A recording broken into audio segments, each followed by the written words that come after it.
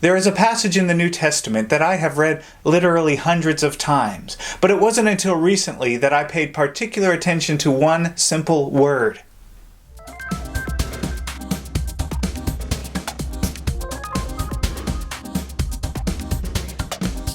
The beauty of the Bible is that you can read a passage over and over and over, and I'm sure you've experienced this, and the next time that you read it, you can still learn something new.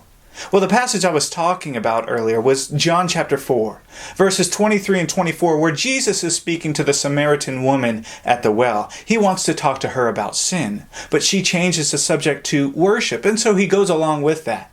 And he tells her this, "But an hour is coming, and now is, when the true worshipers will worship the Father in spirit and truth. For such people the Father seeks to be his worshipers.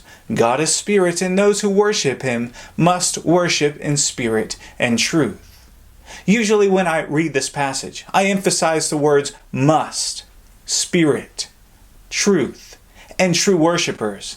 And I also emphasize the fact that if there are such things as true worshipers, there must also be false worshipers. But recently, I have also now really noticed that God, this is the word I was talking about, he seeks to be worshipped. We see in this passage Jesus telling us that our Father in heaven seeks to be worshipped.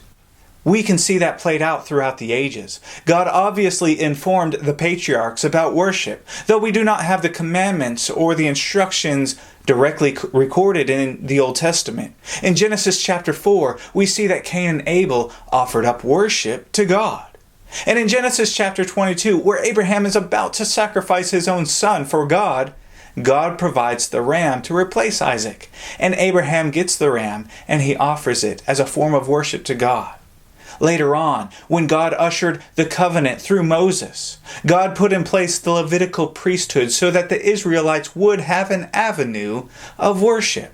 Today, in the New Testament era, God has made it so that every single Christian serves as a priest in his kingdom and can go directly to God in worship.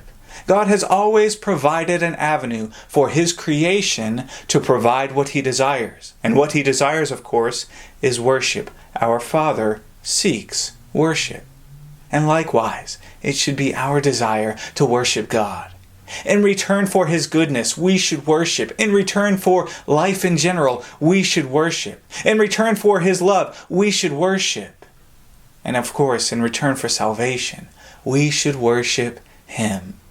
David said in Psalm 122 and verse 1, "I was glad when they said to me, 'Let us go to the house of the Lord.'"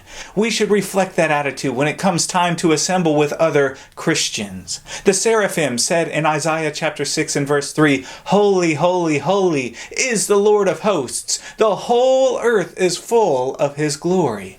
God is worthy of it all, and we know that every single breath that we take is a gift from him. And that's why James said in James 1 verse 17, "Every good thing, every perfect gift is from above, coming down from the Father of lights, with whom there is no variation or shifting shadow." And so when you worship God, be sure to do it with your whole heart. Do it in spirit. Also be sure to do it according to truth. Do it according to the commandments of God and not the traditions of men, which Jesus condemns in Mark chapter 7, verses 6 and 8. God seeks worship to be done in spirit and in truth. But the lesson for us today is the fact that God seeks such worship. And so will you give him what he desires? Jesus said in Matthew 18 and verse 20, "For where 2 or 3 are gathered together in my name, I am there in their midst."